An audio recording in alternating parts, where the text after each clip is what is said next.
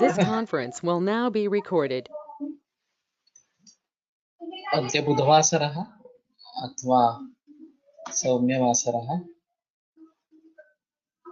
भाद्रपद शुद्ध एकादशी सा भाद्रपद शुद्ध प्रतिपदा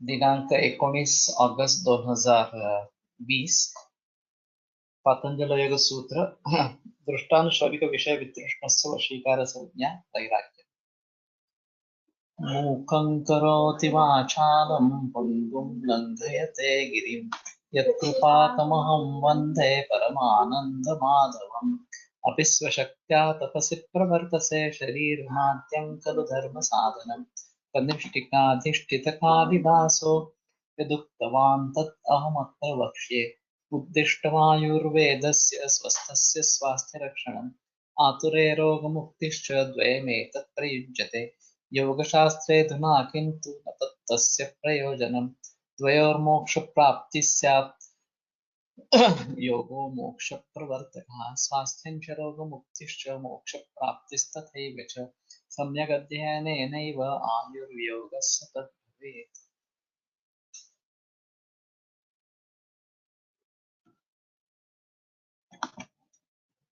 प्रथमोऽध्यायः समाधिपादः अथ योगानुशासनम् योगश्चित्तवृत्तिनिरोधः तदा द्रष्टुस्वरूपेव स्थानं वृत्तिसारूप्यमितरत्र वृत्तयः पञ्चतयः क्लिष्टाः क्लिष्टाः प्रमाणविपर्ये विकल्पनिद्रास्मृतयः प्रत्यक्षानुमानागमाः प्रमाणानि विपर्यो मिथ्याज्ञानम् अतद्रूपप्रतिष्ठम् शब्दज्ञानानुपाति वस्तुशून्यो विकल्पः अभावप्रत्ययालम्बना वृत्तिर्निद्रा अनुभूतविषया सम्प्रमोषः स्मृतिः अभ्यासवैराग्याभ्यां तन्निरोधः तत्र स्थितौ यत्नोऽभ्यासः स तु दीर्घकालनैरन्तर्यसत्कारासेवितो दृढभूमिः दृष्टानुश्रविकवितृष्णस्य वशीकारसंज्ञा वैराग्यम् तत्परं पुरुषख्यातिर्गुणवैतृष्ण्यम् वितर्कविचारानन्दास्मितारूपानुगमात् सम्प्रज्ञातः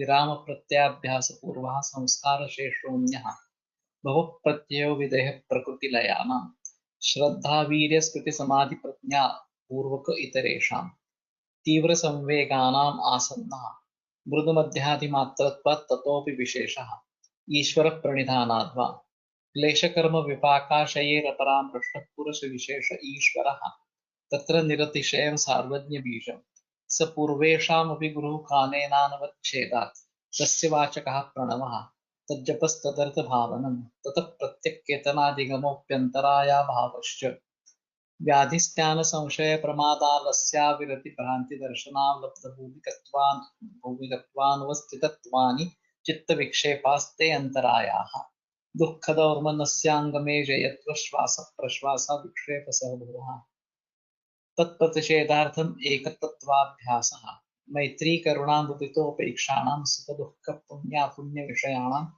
भावनातश्चित्तप्रसादनं प्रच्छर्दनविधारणाभ्यां वा प्राणस्य विषयगति वा प्रवृत्तिरुत्पन्ना मनसस्थितिनिबन्धिनी विशोका वा ज्योतिष्मती वीतरागविषयं वा चित्तं स्वप्ननिद्राज्ञानालम्बनं वा यथाभिमतध्यानाद्वा परमाणु परममहत्त्वान्तोऽस्य वशीकारः क्षीणवृत्तेरभिजातस्यैव मणेर्गृहीतृग्रहणग्राह्येषु तत्स्तु ततञ्जनता समापत्तिः तत्र शब्दार्थज्ञानविकल्पैः सङ्कीर्णा सवितर्का समापत्तिः स्मृतिपरिशुद्धौ स्वरूपशून्येवार्थमात्रनिर्भासा निर्वितर्का एत एव सविचारा निर्विचारा च सूक्ष्मविषया व्याख्याता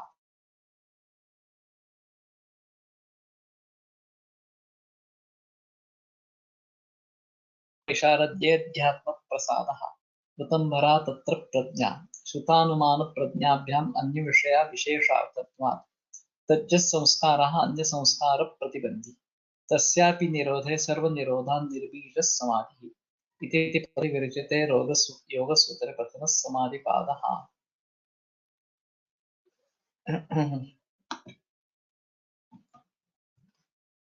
दृष्टानुश्रविकविषयवितृष्णस्य वशीकारसंज्ञा वैराग्यम्। तो ये जो मूल सूत्र है दृष्ट अनुश्रविक विषय उसके बारे में वितृष्ण जो हो गया है उसको वशीकार संज्ञक वैराग्य इस प्रकार से कहते हैं। दृष्ट का मतलब ये रहेगा कि जिसका हमें इंद्रिय द्वारा प्रत्यक्ष ज्ञान इस प्रकार का होता है वो दृष्ट विषय रहेंगे। तो स्त्रिया अन्नपानम ऐश्वर्यम इति दृष्ट विरक्तस्य, तो जो भी उपभोग निर्माण करने वाले इस प्रकार के जो साधन है, चाहे स्त्री सेवन हो, अन्नपान सेवन इस प्रकार का हो या ऐश्वर्य, तो जिनका हम इंद्रियों द्वारा ग्रहण कर सकते हैं उसके विषय में जो विरक्त इस प्रकार का हो गया है। और स्वर्ग वैदेह्य प्रकृति लयत्व प्राप्त अनुश्रविक विषय वितृष्ण, और दूसरे भी ऐसे भाव है कि जिनका प्रत्यक्ष दर्शन नहीं होता है, जैसे कि स्वर्ग है, विदेह अवस्था इस प्रकार की है, प्रकृति का लय होना इस प्रकार की है। तो ये अनुश्रविक विषय शास्त्र के द्वारा हमें ज्ञात होते जाते हैं। तो स्वर्ग कामा ज्योतिषो में नहीं रहता, ये एक प्रख्यात वाक्य है जो मीमांसा में काफी इस्तेमाल में आता है। तो जिसको स्वर्ग की कामना है, इच्छा है, वो ज्योतिषोम होम करे इस प्रकार से।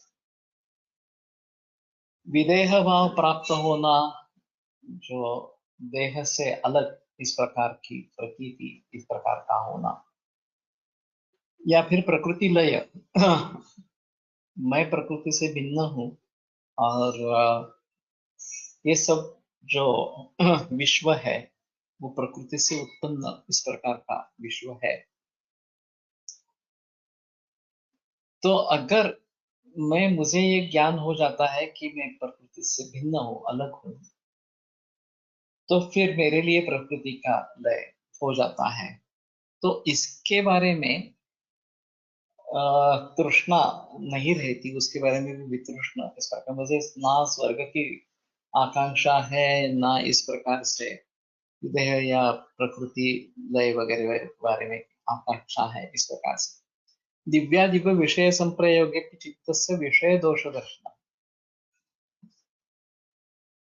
तो दिव्य या अदिव्य जो हर रोज के संसार में हम जो देखते हैं वो तो अदिव्य है, और ये स्वर्ग वगैरह जो है वो दिव्य इस प्रकार के विषय है। तो उन दोनों के बारे में दृष्ट हो या अनुश्रविक विषय हो, उसके बारे में जो वितृष्ण हो गया है, वितृष्ण का मतलब ये रहेगा कि उसकी उसमें तृष्णा नहीं रही, उसकी उपभोग लालसा उसमें नहीं रही।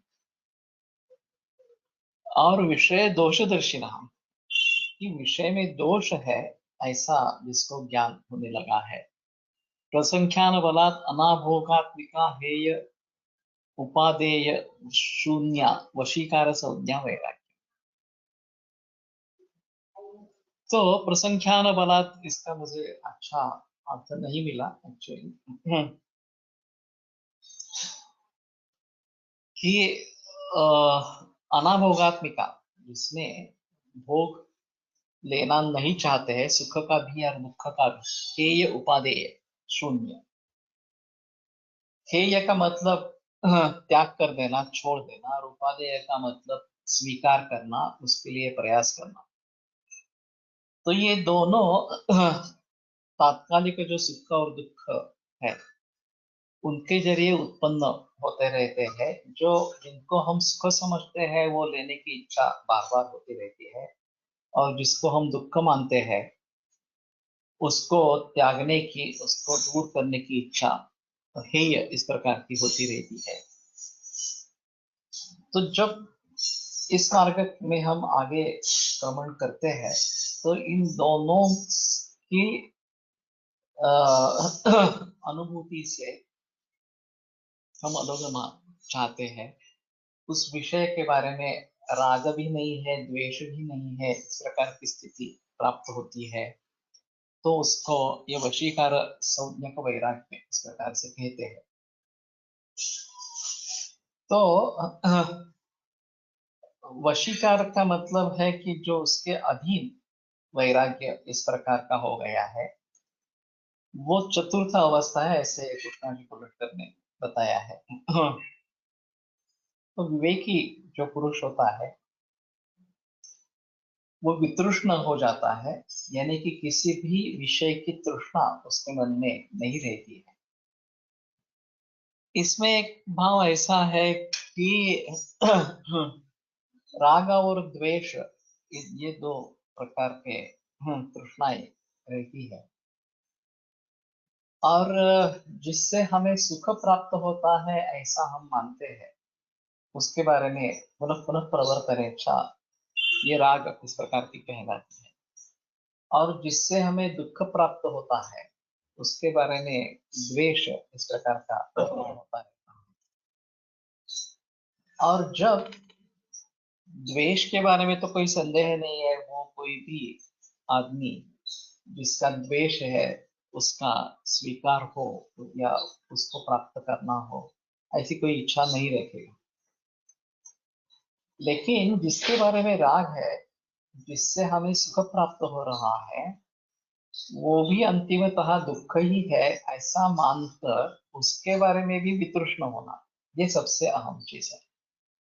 दुख निर्माण करने वाले भावों के बारे में वितृष्ण होना वैसे आसान इस प्रकार का है, लेकिन जिसको हम सुख समझते हैं, चाहे वो इंद्रिय भोग का सुख हो या अनुश्रविक, कि इस प्रकार से करने से स्वर्ग की प्राप्ति होगी वगैरह वगैरह, इस प्रकार का दिव्य ज्ञान इस प्रकार का हो, उन दोनों के बारे में राग होना अनुकूल स्वाभाविक इस प्रकार का है।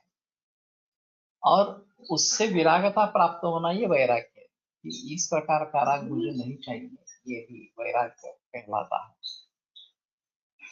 तो अनुकूलता यानी कि सुख, सर्वेषाम अनुकूलतया वेदनीयम सुखम प्रतिकूलतया वेदनीयम दुखम, ये तर्क संग्रह में सुख और दुख की व्याख्या की गई है। और सर्वम परवशम दुखम सर्वम स्ववशम सुखम आत्मवशम सुखम, ये भी एक दूसरी व्याख्या बताई गई है, कि जो जो चीजें हमारे अधीन है वो सब सुख है, और जो हमारे अधीन नहीं है, परवश दूसरे के अधीन है, वो दुख इस प्रकार। तो कृष्णाजी कोलटकर का ये कहना है कि जिस स्थूल शरीर में आत्मा रहता है उसका उसकी रक्षा हो, उसका नाश न हो, इसलिए ये निसर्ग प्रदत्त संवेदना ये है, राग और द्वेष ये दोनों है। जैसे कि जब भूख लगती है तो एक पीड़ाकारक वेदना निर्माण होती है कि मुझे भूख लगी है, इस प्रकार से एक पूर्वानुभव रहता है कि इस प्रकार की मुझे भूख लगी थी और मैंने अन्न का सेवन किया था और वो भूख की संवेदना नष्ट हो गई और मुझे सुख प्राप्त हो गया। तो जब इस प्रकार की संवेदना निर्माण होती है, भूख की संवेदना निर्माण होती है, तो स्वाभाविक हमें अन्न सेवन करना है उस प्रकार की, या उसके बारे में राग इस प्रकार की संवेदना होती है, और वो लेने के बाद एक सुख की संवेदना निर्माण होती है कि हाँ मेरी तृप्ति हो गई और मुझे अच्छा लगा, मुझे उस जो क्षुधा, इससे जो पीड़ा हो रही थी वो नष्ट हो गई या कम हो गई इस प्रकार। तो इसमें भूख लगना ये एक प्रतिकूल संवेदना है, और उसके उपरांत अन्न सेवन से उसकी शांति होना और एक भोजन का, अन्न सेवन का समाधान प्राप्त होना, सुख प्राप्त होना, ये स्वाभाविक इस प्रकार का है। और प्राणी मात्र की रक्षा के लिए ये आवश्यक है। लेकिन पशुओं में और मानव में अंतर है। पशुओं में जब ये इच्छा पूरी हो जाती है तो उनको और आगे अन्न सेवन करना इस प्रकार की इच्छा नहीं रहती। मानव वहां रुकता नहीं, उसे लगता है कि इसके बारे में राग निर्माण होता है, और राग निर्माण होते पुनः पुनः प्रवर्तन इच्छा होती है, इससे मुझे सुख प्राप्त हुआ है तो मैं और थोड़ा सुख लेने की कोशिश करूं, और थोड़ा सुख पाऊं इस प्रकार से। और इस प्रकार से अगर ज्यादा खा लेंगे तो उससे अंतिमतः दुख ही प्राप्त होगा, सुख प्राप्त नहीं होगा। लेकिन तदात्म संज्ञेषु भावेषु अज्ञानरज्यते संस्कृति कर्मयोनि आणि भोग योनि, ये आगे उनके बारे में कृष्णा जी को लिखकर बताते हैं कि प्राणी मात्रों की जो योनि है वो भोग योनि है। अपने अपने भोग लेने के बाद वो निवृत्त हो जाती है। एक बार खाना खा लिया और उससे तृप्ति हो गई, समाधान मिल गया, तो वो आगे नहीं खाते। बचपन में भी ये मानव में भी रहती है।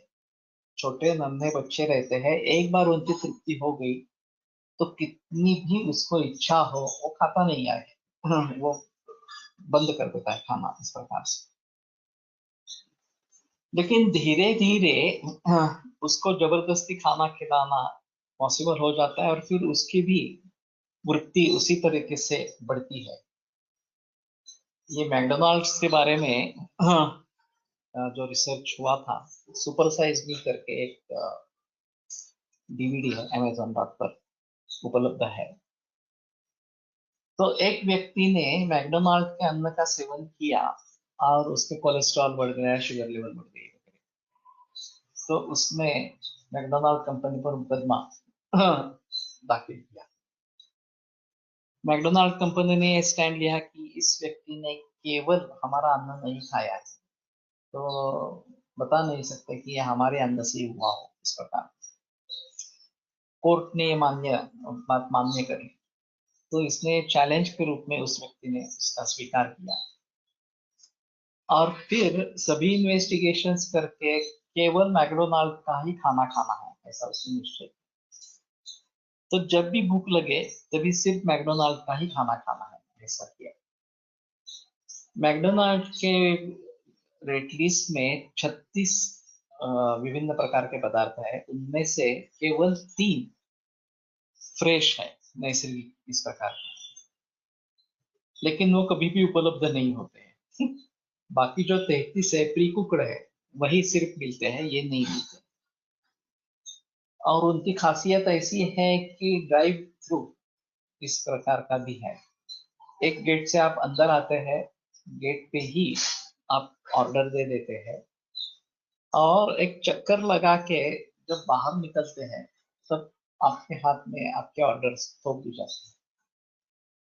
तो करीबन 2 मिनटों में ग्राहक को उसने जो ऑर्डर दी है वो मिल जाती है। इस प्रकार से ये बहुत प्रॉम्प्ट सर्विस इस प्रकार की है। तो जैसे ही इस व्यक्ति ने शुरू किया तो 5वें 6ठे दिन से उसके सभी पैरामीटर्स बदलने लगे। वजन बढ़ने लगा, शुगर बढ़ने लगी, कोलेस्ट्रॉल बढ़ने लगा और फिर लिबिडो इस प्रकार का भी निर्माण होने लगा वगैरह। तो डॉक्टर ने सलाह दी कि आप ये बंद कर दो, आप 1 महीने के लिए नहीं करो, ये हमारे लिए काफी मुसीबत में डालने वाला है।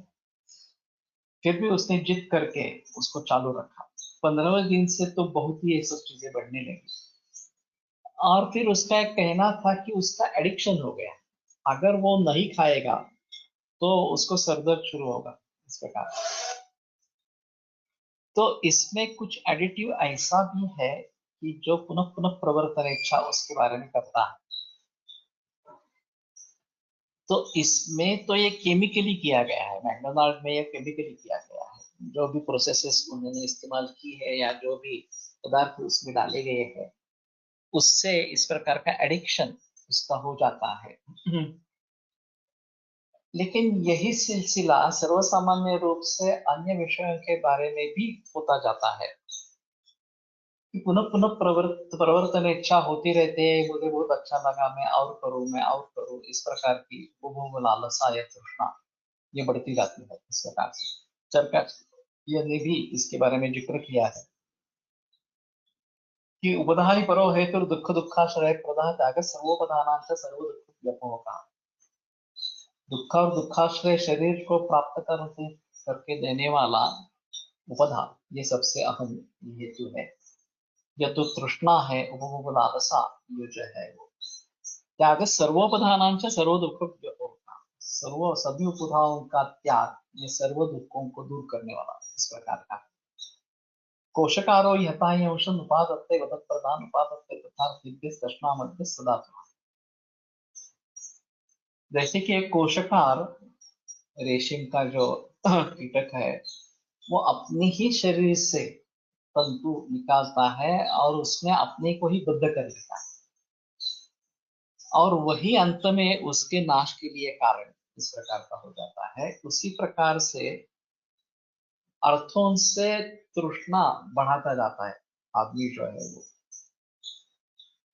तो पशुओं की उपभोग लालसा जो है वो तृप्ति होने के बाद बंद हो जाती है और ऐसे अनेक योनि में जन्म लेने के बाद 84 लाख इस प्रकार की योनि बताई गई है, फिर मनुष्य जन्म प्राप्त होता है, ऐसा इनका कहना है। तो ये कर्म योनि है। इनका कुलकर जी का कहना है कि ये कर्म योनि है, मनुष्य जन्म ये कर्म योनि है। तो उसमें उसमें विचार का स्वातंत्र्य है, उसमें क्या हो रहा है इसके बारे में सोचने का इस प्रकार का स्वातंत्र्य है या उस प्रकार की क्षमता मानव जन्म में है। तो वो सोचने लगता है कि क्यों हो रहा है इस प्रकार से, जिसको मैं पुढे काय झालं ते ऐकायला नाही। मॅकडोनल्ड से पुढे काय झालं। एक्चुअली हुआ ऐसे कि एक महीने के बाद उससे काफी पैरामीटर्स बदल गए सभी। तब तक मैकडोनाल्ड्स ने पार्लियामेंट में ठराव इस प्रकार का पारित कर लिया कि उसके ऊपर कोई मुकदमा नहीं चला। अब ये तो बिग जायंट है मैकडोनाल्ड से, तो ये कर सके राजकीय इस प्रकार का दबाव डाल के उनके ऊपर कोई मुकदमा नहीं चला सके, इस प्रकार का उन्होंने पार्लियामेंट में पास किया, रेजोल्यूशन पास किया। तो फिर इस व्यक्ति ने एक डीवीडी बनाई और उसका प्रचार प्रसार वो पूरे देशों में करता रहा। उसको मूल रूप में परत वापिस आने के लिए 3 बरस लगे। एक महीने का परिणाम जो हुआ था मैकडोनाल्ड्स का, उससे फिर से पहली वाली स्थिति को प्राप्त करने के लिए उसको 3 बरस लगे। तो इसने ये सिद्ध कर दिया कि ये ठीक नहीं है, जंक फूड फास्ट फूड ही है, उसकी एडिक्शन हो जाती है और ये सेहत के लिए बिल्कुल बेकार इस प्रकार का है। तो ये Amazon.com पर उपलब्ध है ये डीवीडी, आप जरूर परचेस कर सकते हैं, देख सकते हैं। मैंने देखी है पूरी डीवीडी। हाँ, लेकिन देख सकते हैं। तो कहने का मतलब है कि जब मानव जन्म में हम आ जाते हैं तो उसके बारे में सोच सकते हैं, जिस प्रकार उस व्यक्ति ने सोचा उस प्रकार से हम उसके बारे में सोच सकते हैं कि मुझे इससे सुख प्राप्त हो रहा है, क्या ये वास्तव में सुख है या नहीं। अगर परिणामतः जो उसमें से रोग निर्माण होंगे, उसमें से रोग रूपी दुख होगा, तो ये वास्तव में सुख नहीं है। लेकिन इस प्रकार का विराग प्राप्त होना, जो पुनः पुनः प्रवर्तन इच्छा जो राग है, उससे दूर होकर उसमें वैराग्य निर्माण होना, वैराग्यता प्राप्त होना, ये एक अहम चीज है। और ये तो दृष्ट विषय इस प्रकार की है कि बहुत सारे लोगों को इस प्रकार का खाना खाएंगे तो तात्कालिक तृप्ति होगी, आनंद होगा वगैरह वगैरह इस प्रकार से, और फिर बार बार वो लेने की इच्छा इस प्रकार से रहे। अभी बच्चों में मैगडी पार्टी बहुत कॉमन हो गई है, भारत में भी हो गई है। और खास करके जो कारपोरेट स्कूल्स या बड़ी बड़ी स्कूल्स है, पब्लिक स्कूल्स जिसको कहते हैं, रेजिडेंशियल स्कूल वगैरह प्रकार से, उसमें ज्यादातर छात्र जो है उनके माता पिता बड़े श्रीमान इस प्रकार के होते हैं और बर्थडे पार्टी मैगडी पार्टी होती है, ये काफी जगह देखा गया है।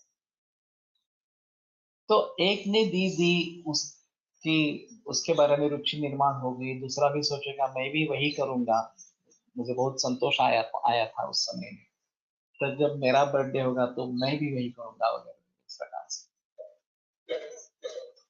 तो इसमें पुनः पुनः प्रवर्तन इच्छा इस प्रकार की जारी रहती है और वो अंतिमतः दुख का कारण बनती है।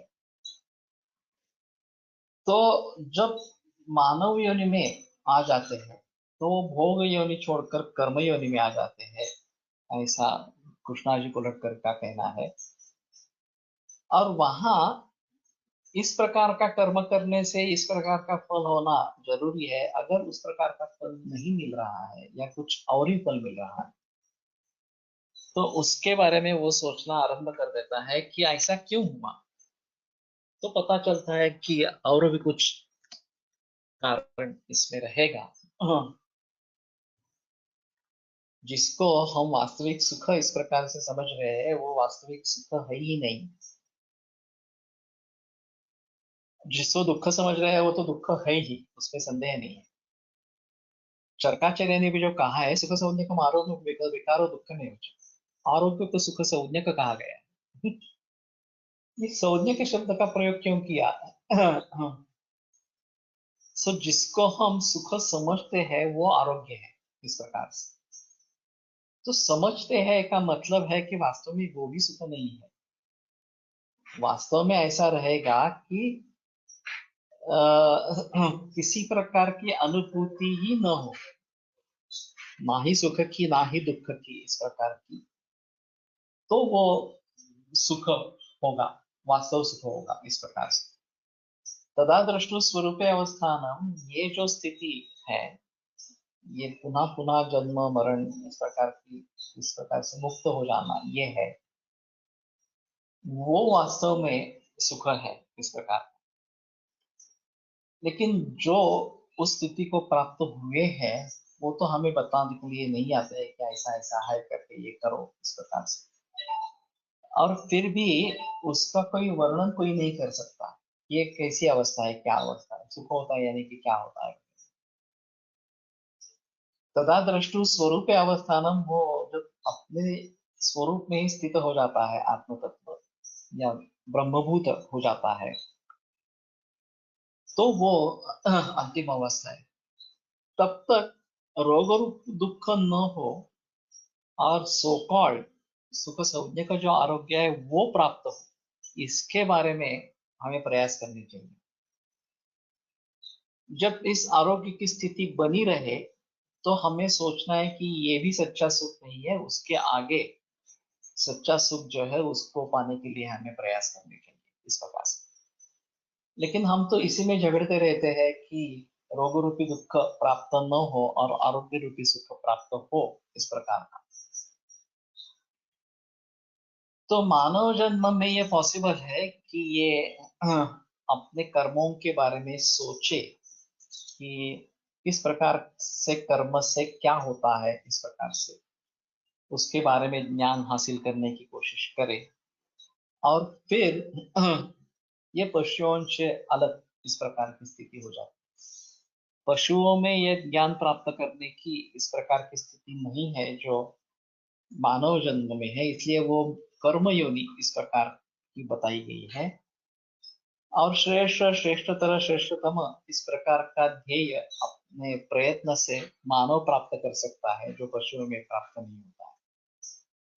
इसीलिए कहते हैं कि मानव जन्म अत्यंत दुर्लभ है और उस प्रकार का जन्म प्राप्त होने के बाद उसका पूरा फायदा हमें उठाना चाहिए। अगर हम उसका फायदा नहीं उठा पाएंगे तो ये फिर से जनन मरण इस प्रकार का चलता रहेगा और फिर वही सुख दुख इसमें हम बंधे इस प्रकार से रहेंगे। जो मैंने पिछली बार बताया था कि श्री एम की जो किताब है अप्रेंटिस टू मैलन मास्टर इस प्रकार, तो उन्होंने खुद के बारे में ये लिखा है जो उनको उनके महेश्वरानंद गुरु से ज्ञात हुआ कि वो एक योगी थे, सिद्ध योगी थे इस प्रकार के, और हिमालय की किसी गुफा में तपाचरण कर रहे थे। तो एक फकीर वहां पे प्राप्त हुआ और उसने उसको आलिंगन दिया और इच्छा व्यक्त करी कि मैं आपसे ज्ञान देना चाहता हूँ और आप मुझे मुक्ति का मार्ग दिखाए वगैरह। तो ये बहुत संतप्त हो गए, क्रोधाविष्ट हो गए, और उन्होंने कहा मुझे कुछ मालूम नहीं इसके बारे में, मुझे कोई संदेशा नहीं मिला है, तो तुम यहाँ से निकल जाओ। तो उसने बार बार विनती की कि नहीं नहीं, आप ही मुझे मार्ग दिखाएंगे वगैरह। जब उसने इनकार कर दिया तो उन्होंने कह दिया कि ठीक है, फकीर ने कह दिया कि अगर यही तुम्हारी इच्छा है तो अभी मैं अपना जीवन यहाँ पे समाप्त कर, और उसने गंगा में कूद कर अपनी जान दे दी। फिर ये योगी भी स्नान करने के लिए निकला तो महेश्वरानंद वहां पे प्रकट हुए, और उन्होंने कहा ये तुमने क्या किया, ये बहुत बड़ी गलती की। इतने योग में आगे जाने के बाद भी तुम अपने क्रोध को नियंत्रित नहीं कर सके। तो अभी तुम्हारे लिए भी इस जन्म में करने लायक कुछ नहीं है, तुम्हें फिर से जन्म लेना पड़ेगा, तो आगे की तुम्हारी तरक्की होगी। और फिर उन्होंने बताया कि योग द्वारा प्राण त्याग करो, और फिर से तुम्हें जन्म लेना पड़ेगा। तो वो एम इस रूप से एक मुस्लिम फैमिली में उसका जन्म हुआ, और उनको पहले से ही इस प्रकार की अध्यात्म की बारे में संदेश मिलते रहे। और फिर 16वें 17वें बरस में उन्होंने घर छोड़ दिया और वो हिमालय में आए, और वो अपने गुरु को ढूंढ रहे थे, वो नहीं जब मिल पाए तब तो उन्होंने भी निश्चय कर लिया कि अभी इस जन्म को खत्म करते हैं और अगले जन्म में देखेंगे। तो जैसे ही वो कूदने वाले थे तो महेश्वरानंद जी ने उनको बुलाया, और फिर उनका इस जन्म का कार्य आरंभ हो गया इस प्रकार से। तो ये बड़ी अजीब समस्या है कि इस प्रकार का जन्म मरण इस प्रकार का होता रहता है, और इसी जन्म में, मानव जन्म में ही ये अ, स्थिति को हासिल कर सकते हैं अगर हम चाहते हैं तो। अगर दूसरे स्थिति में हम दूसरे योनि में चले जाएंगे तो फिर से ये जन्म मरण तो चलता ही रहेगा इस प्रकार से। मैंने दूसरा भी उदाहरण देखा था। इस तरीके के संदेश मिलना मतलब एग्जैक्टली क्या होता sir, are they any science dreams etcetera. अंतस्फूर्ति जिसको कहते हैं उसी प्रकार के है, और उनको बुला लेते हैं तुम यहाँ पे आ जाओ इस प्रकार से। और फिर जब वो वहां पे जाता है तो उनको आगे के संदेश मिलते हैं, अब ऐसा करना है वैसा करना है। नानंद सर ने एक अजीब उदाहरण बताया था। एक जर्मन औरत उसने अपने पति को कहा कि हमें भारत में जाना है। उसने कहा क्या करना है भारत में जाके, तो वो तो मुझे मालूम नहीं है, लेकिन मुझे बुलाया गया है, somebody is calling me, तो हमें भारत में जाना है। तो ठीक है, उन्होंने निश्चय कर लिया, और फिर वो बम्बई एयरपोर्ट में उतरे। तब तक उसको कुछ भी मालूम नहीं था।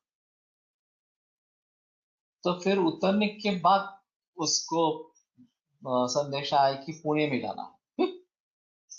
तो वो पुणे में आई बम्बई से।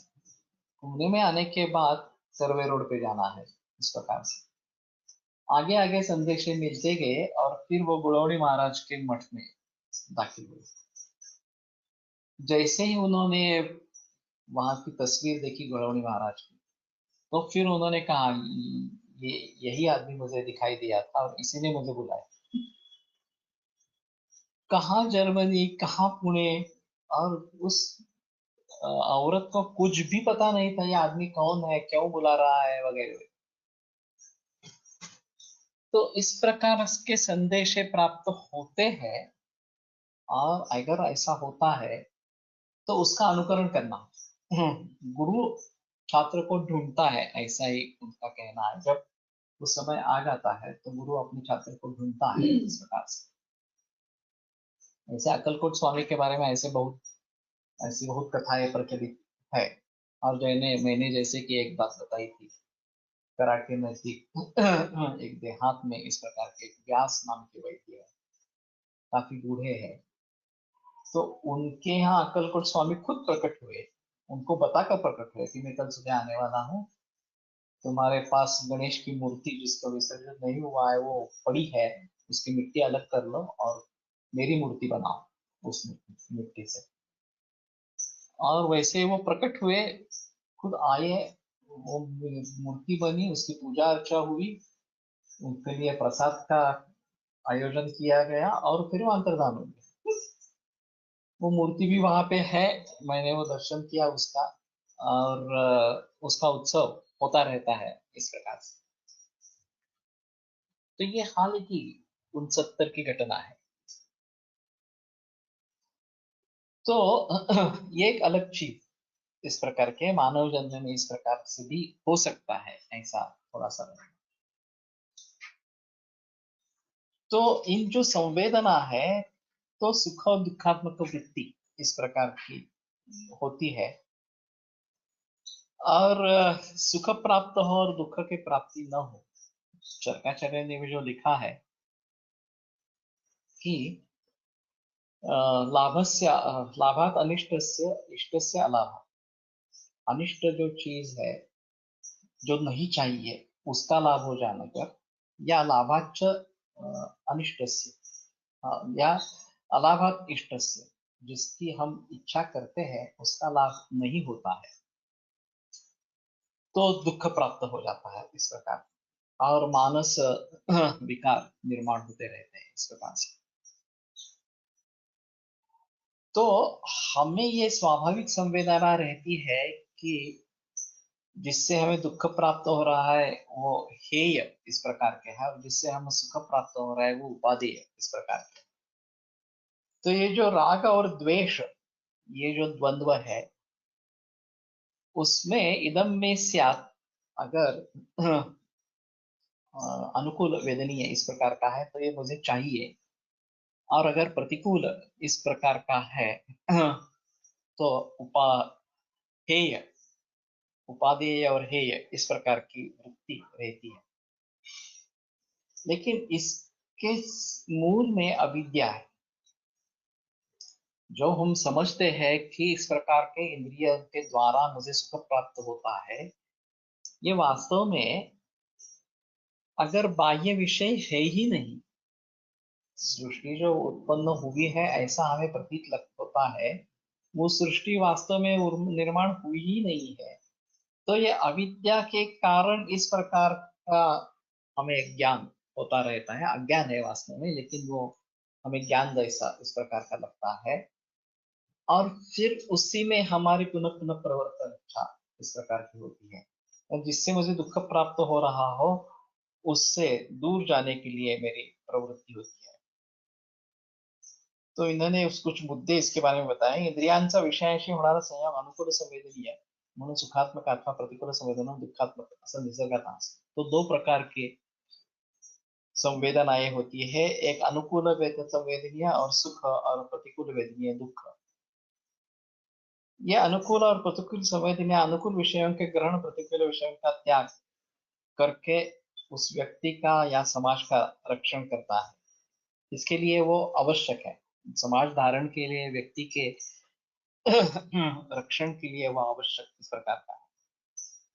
मनुष्य के यहाँ विचार शक्ति और आचार स्वतंत्र दोनों होने के कारण केवल व्यक्ति और जाति इनकी रक्षा इतना ही न देखते हुए अनुकूल वेदनीय सुख ज्यादा मिले और प्रतिकूल वेदनीय दुख जो है वो कम से कम हो जाए, इसके लिए वो प्रयास करता रहता है। तो सुख और सुख साधन इनके बारे में राग, और दुख और दुख साधन के बारे में द्वेष, ये क्लेश निर्माण होते हैं, ऐसा उनका कहना है। तो इसमें ये मुझे चाहिए और ये मुझे नहीं चाहिए, ये दोनों ही इच्छा ही है। और इच्छा का मतलब काम इस प्रकार का है, और राग द्वेष ये दोनों काम मूलक है। राग तो काम मूलक है, उसमें कोई संदेह ही नहीं है, लेकिन द्वेष भी काम मूलक इस प्रकार का है। दृश्य जाते असत जड़ दुखात्मक, और दृष्टा सच्चिदानंद घन इस प्रकार का। वास्तव में हम जिसको सुख समझ रहे हैं वो सुख है ही नहीं, वो विषय ही अस्तित्व में नहीं है, ऐसा इनका कहना है। तो अविद्या के जरिए हमें लगता है कि ये विश्व है। ज्ञानेश्वरी में भी कहा गया है, अगाधे विश्व झालेचे नाही, त्याची वार्ता काय पुसशी। जो निर्माण ही नहीं हुआ है उसके बारे में तुम क्या बात कर रहे हो इस प्रकार से। तो इस प्रकार के जो मुक्त योगी हो, उनके लिए ये है ही नहीं, वास्तव में विषय है ही नहीं। तो उनसे सुख या दुख प्राप्त होना ये संभव ही नहीं है इस प्रकार का। तो ये अविद्या के कारण हमें लगता है कि इसमें मुझे सुख प्राप्त हो रहा है, इससे मुझे दुख इस प्रकार का प्राप्त हो रहा है। और फिर वो देह के द्वारा जो सुख और दुख, ये जो भोग है, इसमें सुख लेने के लिए और दुख टालने के लिए वो प्रयास करता रहता है, ऐसा है। कर्म के इष्ट अनिष्ट और मिश्र इस प्रकार के होने के कारण उस कर्म के अनुसार उसको विभिन्न योनि में जन्म लेना पड़ता है। और अविद्या, काम और कर्म, इन तीनों पर जन्म मरण रूप संस्कार भ्रमण चालू रहता है। तो फेऱ्या मागे चाले फेरा पाणी गुंतला संसारा, ये मराठी में काव्य है। तो उसी प्रकार से अविद्या मूलक जो प्रकार, इस प्रकार का जो कर्म होगा, उसके कारण फिर से हमें काम निर्माण होगा कि ये नहीं चाहिए, ये होना चाहिए, चाहे सुख हो तो बार बार होना चाहिए, दुख है तो नहीं होना चाहिए, इस प्रकार के। और फिर उसके अनुसार कर्म होता रहता है और कर्म के अनुसार फिर से जन्म प्राप्त होता रहता है, और ये स्थिति चलती रहती है, ये इस प्रकार का रहेगा। तो जैसे कि मैंने एक उदाहरण पिछले बार भी दिया था कि ऐसे ही मुक्त योगी थे और उन्होंने शिष्यों को बताया था कि मेरी मृत्यु के बाद मेरी मुक्ति होने वाली है, तो आपको एक स्वर्गीय संगीत सुनने को मिलेगा। और वास्तव में ऐसा हुआ नहीं, वो स्वर्गीय संगीत कुछ सुनने को मिला नहीं। तो छात्र दूसरे गुरु के पास चले गए और उन्होंने बताया कि ऐसा ऐसा तो बताया था, और हमें हमारा पूरा विश्वास है कि हमारे गुरु गुरु झूठ नहीं बोलेंगे, तो ऐसा क्यों नहीं हुआ। तो फिर उन्होंने पूछा कि वह कहाँ पे लेटे थे, तो उन्होंने बिस्तर दिखाया, यहाँ पे लेटे थे। तो गुरु वहां पे जाकर लेटे, बगल में एक खिड़की थी, खिड़की से बाहर एक बेर का पेड़ था, उसमें एक बेर लगा था। तो उन्होंने कहा ठीक है चलो बाहर जाते हैं, और उस बेर की तरफ पहुंचे। फिर उन्होंने कहा बेर निकालो और उसको ओपन करो। तो इसमें एक अड़ी या लार्वा इस प्रकार की थी। तो फिर उन्होंने कहा कि अब इसको खत्म कर दो। तो उसको खत्म करने के बाद वो स्वर्गीय संगीत सुनने को मिला। फिर छात्रों ने पूछा कि ये क्या है, आपने क्या किया। तो बोले कि वो सचमुच ही मुक्त योगी थे, लेकिन अंतिमति ही सागति, अंतिम क्षण में उनको बदर खाने की इच्छा हुई और इसलिए तुरंत इस जो ये लार्वा है उसका जन्म प्राप्त हुआ। अब इसमें तो ये कर्म वगैरह इस प्रकार का नहीं रहेगा। वो जो कर्म करना चाहिए था वो उन्होंने कर लिया, उसने वो बदर खा लिया। आगे फिर से वो इस प्रकार के संसार में अटक न जाए, इसलिए मैंने कहा कि उसको नष्ट कर दो इस प्रकार से।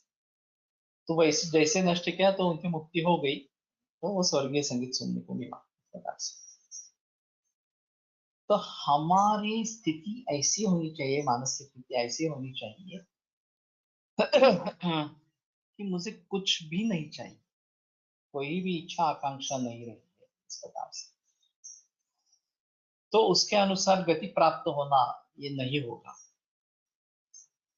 तो मुक्ति की भी एक इच्छा रहेगी, लेकिन अंततः उसका भी शायद त्याग हो जाएगा कि अभी मुझे मुक्ति चाहिए, ये भी विचार नहीं रहेगा। तो इस प्रकार के अवस्था को प्राप्त करना ये एक अहम चीज है। वहां तक जाने के लिए मुक्ति की इच्छा जरूरी है, लेकिन जब उस अवस्था को पहुंचेंगे तो स्वरूप में जाना इतना ही बाकी रहेगा, इतना ही शेष रहेगा, वो हो जाएगा, बस मामला खत्म हो गया इस प्रकार से। तो उस प्रकार से ये अविद्या, काम और कर्म, ये त्रयी जो है उसके आधार पर ये जन्म मरण इस प्रकार की बातें चलती रहती है। तो जैसे जैसे बुद्धि प्रगल्भ होती जाएगी तो वैयक्तिक जीवन का लोप होने लगेगा और सामाजिक स्वरूप उसको प्राप्त होगा, और उसमें सुख दुख की संकल्पना में मानसिक यथा बुद्धिग्राह्य इस प्रकार के सुख दुख होने लगते हैं। तो इंद्रिय सुख से परे वो जाने लगता है, और इंद्रिय सुख या जो स्वर्ग वगैरह प्राप्ति के लिए ज्योतिषों का आयोजन करे वगैरह वगैरह इस प्रकार की जो अपेक्षाएं रहती है, उन दोनों से वो आगे निकल जाता है, इन दोनों के बारे में वगैरह के उसको प्राप्त होने लगता है, ऐसा। तो इनका कहना है कि अभी भोगापवर्गार्थता इस प्रकार की स्थिति होती है। ये अपवर्ग यानी कि मोक्ष इस प्रकार का। तो भोगार्थ वर्गता से अपवर्ग अर्थता इस प्रकार की शुरू होती है, और मुझे मुक्ति मिलनी चाहिए या ये इच्छा प्रबल होनी इस प्रकार से लगती है। तो सत्वरजस तमस की जो त्रिगुण में शक्ति है उसको भोगापवर्गार्थता इस प्रकार का नाम दिया गया है। इंद्रियजन्य अथवा मनोमय दुख दुख इनका भोग होना ये त्रिगुणों की भोगार्थता है, और इस प्रकार के सुख कितने भी प्राप्त हुए तो भी शांति नहीं मिलती है, और दुख कितनी बार भी हमने उसको दूर करने का प्रयास किया तो भी उसकी आत्यंतिक निवृत्ति नहीं होती है। तो फिर हमारी कुछ भूल हो रही है, ये हमें उसकी शंका निर्माण होती है। और सुख यानी कि क्या है और दुख यानी कि क्या है, इसके बारे में विचार शुरू होता है। गर्भिणी अवस्थेत आई नक्की कोणत्या स्वरूप असते, बताना मुश्किल है। तुम किस दृष्टि से एक सवाल पूछ रही हो।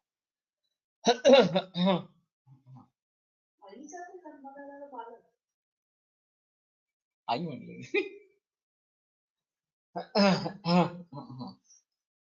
वो तो अपना बालक किस प्रकार का हो ये भी इच्छा उसकी रहेगी, और उस इच्छा के अनुसार उसका वर्तन रहेगा, उस प्रकार का बालक होगा।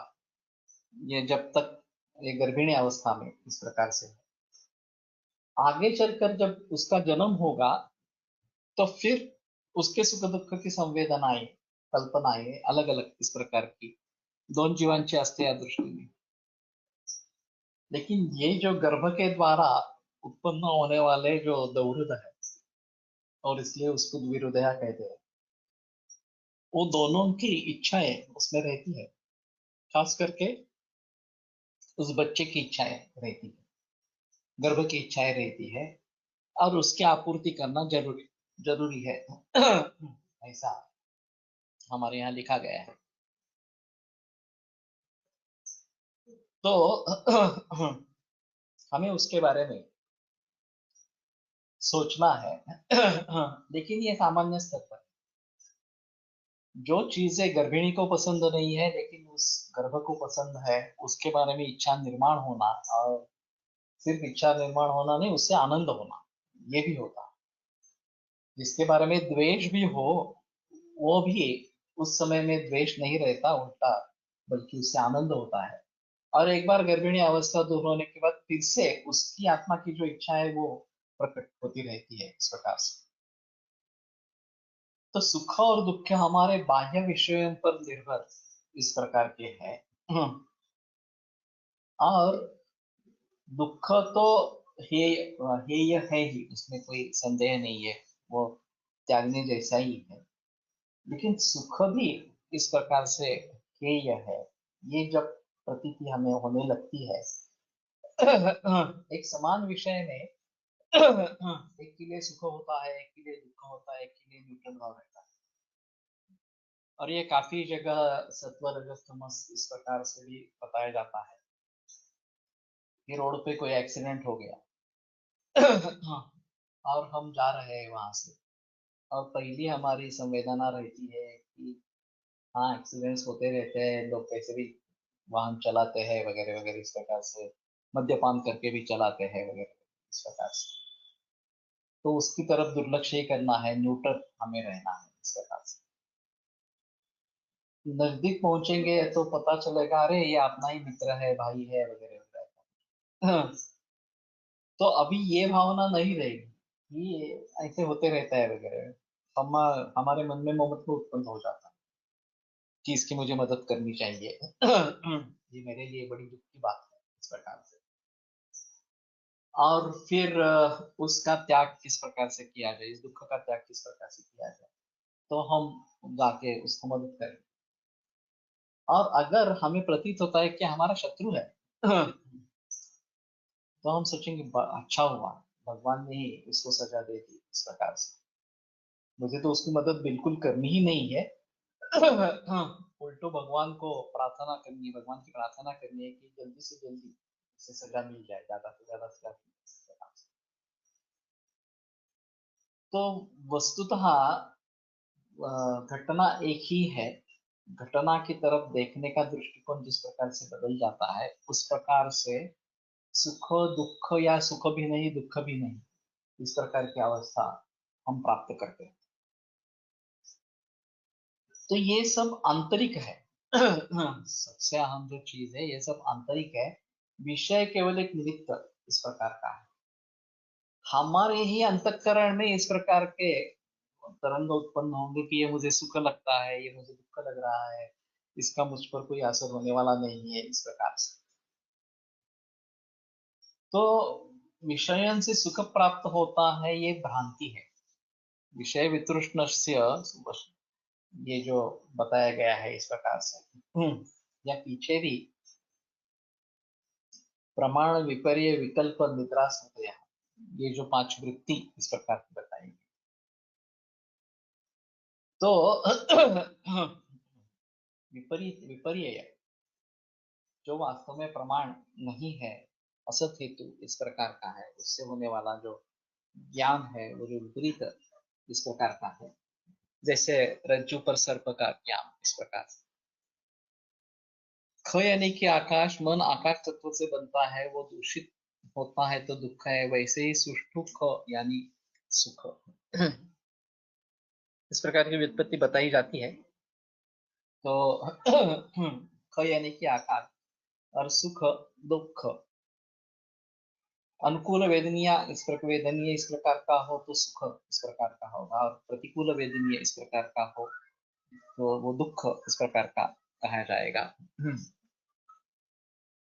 और वास्तव में वो सिर्फ आकाश ही है अप्रतिघात जिसका लक्षण चरकाचार्य ने बताया है, तो न्यूट्रल इस प्रकार की अवस्था है।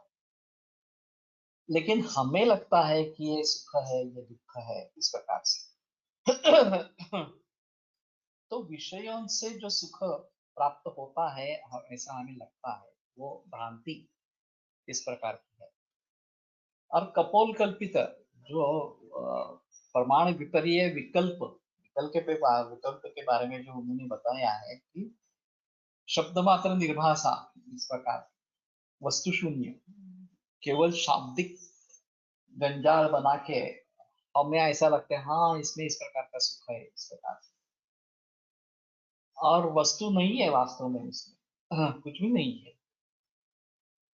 तो उसके बारे में हम सोचते हैं कि अरे ये मुझे सुख के स्वरूप में प्रतीत हो रहा है। तो इन्होंने मृगोजल का उदाहरण दिया है खास करके आखाती देशों में ये आभास निर्माण होता है कि पानी है, वहां पानी की बहुत ही कमी है, और पानी पाना ये एक बहुत बड़ा सुख होता है। तो एक डिल्यूजन इस प्रकार का हो जाता है कि केवल उन किरणों वगैरह के जरिए ऐसा प्रतीत होता है कि वहाँ पानी है, फिर वहां जाते देखते हैं तो तब लगता है कि यहाँ नहीं है, आगे है और आगे और आगे है, ऐसे करके वो चलते चलते चलते जाता ही रहता है, पानी कभी भी मिल जाता है। तो उसी प्रकार से इससे मुझे सुख प्राप्त होगा, और थोड़ा उपभोग ले लूं, और थोड़ा सुख प्राप्त होगा, और ले लूं और उपभोग प्राप्त होगा। न जातु काम कामानाम उपभोगेन शांति, ये जो गीता का वचन है कि उपभोग से कभी भी काम शांत नहीं होता। उसी प्रकार ये सुख के पीछे दौड़ते रहेंगे तो सुख हासिल नहीं होगा। अंततः समझेंगे ये दुख ही है, ये सुख जिसको हम समझ रहे थे वो अंततः दुख ही है। तो जो वैसे ही दुख रूप है, जिससे हमें दुख प्राप्त हो रहा है वो भी दुख है, और जिससे हमें सुख की भ्रांति हो रही है, सुख है ऐसा लग रहा है, वो भी वास्तव में दुख ही है। और इसके परे जाना कि इन दोनों के बारे में वैराग्य निर्माण होना। राग का मतलब पुनः पुनः प्रवर्तन इच्छा इस प्रकार का है, काम है। और वैराग्य का मतलब, विरागता का मतलब उससे दूसरी ओर चले जाना है, उससे विराग निर्माण होना है कि मुझे नहीं चाहिए इस प्रकार से। तो ये वैराग्य इस प्रकार से अगर प्राप्त होगा तो चित्त वृत्तियों का निरोध, अभ्यास वैराग्य अभ्यंतन निरोध, ये मूल सूत्र है कि चित्त वृत्तियों का निरोध अभ्यास और वैराग्य से होगा। और ये वैराग्य क्या चीज है कि विराग का निर्माण होना, इच्छा के बारे में, काम के बारे में विराग, इस प्रकार की स्थिति प्राप्त होना। और वो कैसे होगी? तो जब हम समझेंगे कि जिसको हम सुख समझते हैं वो वास्तव में सुख नहीं है, तो उससे भी विराग निर्माण हो जाएगा कि नहीं मुझे चाहिए, इंद्रियों का जो सुख है वो मुझे नहीं चाहिए इस प्रकार से। तो वैराग इस प्रकार का प्राप्त हो जाएगा। और वैसे दुख के बारे में तो विराग होता ही है, ये मुझे नहीं चाहिए, ये तो वो स्थिति रहती ही है, उसके बारे में है ही है, इस प्रकार की वृत्ति होती है। लेकिन अविद्या के जरिए ये हम इन विषयों में सुख ढूंढने लगते हैं, उसमें सुख का आस्वाद लेते रहते हैं। और फिर जब अविद्या का नाश होता है, हम समझ पाते हैं कि ये सही नहीं है, तो सच्चा सुख क्या है इसके बारे में हमें ज्ञान होने लगता है इस प्रकार से। और आत्मा सच्चिद आनंद स्वरूप है, उसमें हमें आनंद की अनुभूति इस प्रकार की रहेगी। आत्मस्थ मनस स्थिर है सशरीर योग ज्ञातम योगम ऋषि, ये चरकाचार्य का जो कहना है कि मन अगर आत्मा में स्थिर हो जाता है तो सशरीर से योग ज्ञातम योगम ऋषि, शरीर ही है वो, उसका शरीर है तो भी वो योग जानने वाला इस प्रकार का चरकाचार्य उनको बताते हैं, योगज्ञ लोग उनको इस प्रकार से बताते हैं। तो इस प्रकार का वैराग्य निर्माण होना ये एक अहम चीज इसमें है। अगले हफ्ते में ये उसके आगे जो यतमान समझने का वैराग्य वगैरह जो चार अवस्थाएं बताई हैं कृष्णा जी को उलट करके, व्यतिरेक के समझने का वैराग्य वगैरह इस प्रकार के बारे में बात करेंगे। तो ये काफी गहन इस प्रकार का विषय है। और जितने उदाहरण हम देखेंगे उसमें ज्यादा हमें रस उत्पन्न होगा, हमें इच्छा इस प्रकार की होगी, और हम वैराग्य की तरफ मार्ग कर पाएंगे। तो आज यहीं पे रुकते हैं और फिर अगले मंगलवार को फिर से मिलते हैं। योगेन चित्तस्य पदेन वाचां मलं शरीरस्य च वैद्यकेन योपाकरोत्तं प्रवरं मुनीनां पतञ्जलिं प्राञ्जलिरानतोऽस्मि।